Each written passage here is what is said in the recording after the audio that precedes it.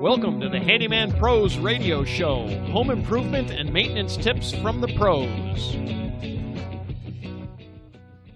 Welcome to the Handyman Pros Radio Show Action Edition, where today we feature an item in the news. And I'm here with my old buddy Larry. Larry, what's been going on?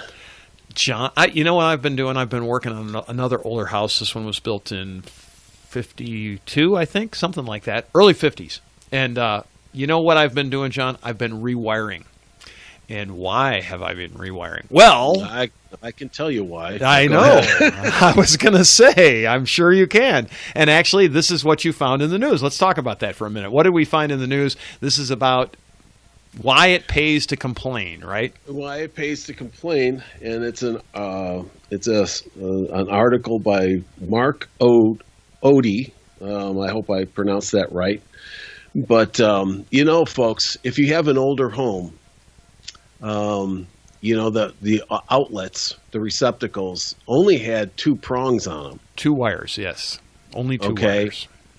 And now when you look at every place has the third prong, the third one. Three wires. And that is for grounding.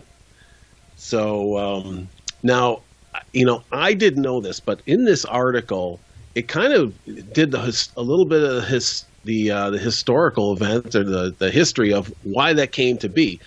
They kind of all knew that this was an issue because if you don't have things properly grounded, you become the ground if something breaks. Okay, instead of popping a breaker, it goes through you when you touch it. But it really does. In the article is entitled "Sometimes It Pays to Complain." And in short, back in the 50s and early 60s, the washing machines and dryers were really coming into their own, and it was really as post-war, all the new homes were being built, all the little homes in the suburbs are being built. Everybody's got now a washer and dryer in their home, and what happened is that the washer was isolated from the copper pipes with rubber hoses. The copper pipes coming up to supply the hot and cold water, and then rubber hoses to the washing machine. And not to go into a great deal of how this happened, but it's called a capacitive discharge. And as the machine would work, it would build up some type of an electrical current on the metal itself. Right. And back then, the way people would do their clothing and everything was after they got done, they would turn the water off to the washing machine so that if they had an incident, you know, it wouldn't flood the house. Flood the house, yeah. Right. Well, people now become, you know, they're leaning over the washing machine, if you can think about this, right? So now they're touching the washing machine. Now they've got their hands on the copper pipe. And the copper pipe is grounded. And you get a little bit of a discharge, okay? Just because it was built up with what's known as a capacitive discharge through eddy currents, but not to go into all that. Blah, but yeah. People were getting shocked. That's what we want to say. People were getting shocked. So now they start to complain. The consumers start to complain about this thing. And, you know, so now the codes started to change that they actually had the two wire cables that were coming in had to have a ground cable along with them, you know, so this is where it all came from, because if you think about it, if that washing machine had a short in the motor itself, you've got 110 volts in there, that whole thing becomes energized. Yep. And what's it looking for? It's looking for a way to get out. Right. It's going to go to the easiest point. If you leaned over that washing machine with a short in that motor, you're gone.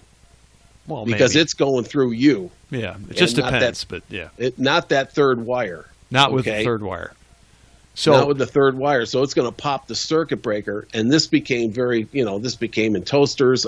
Any of these appliances that had a big metal covering around them became really dangerous on a two-wire type of system. And Larry, you went and you did that whole house to rewire it.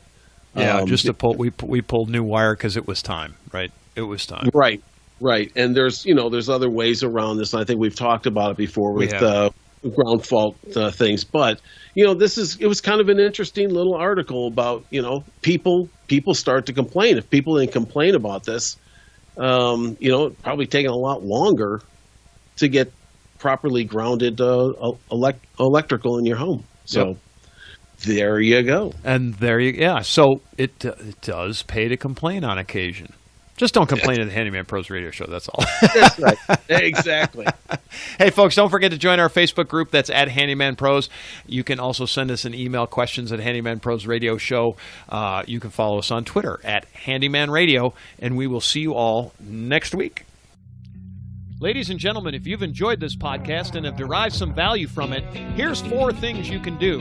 1, tell your friends about this podcast. 2, hit subscribe on your podcast player. While you're there, leave us a review.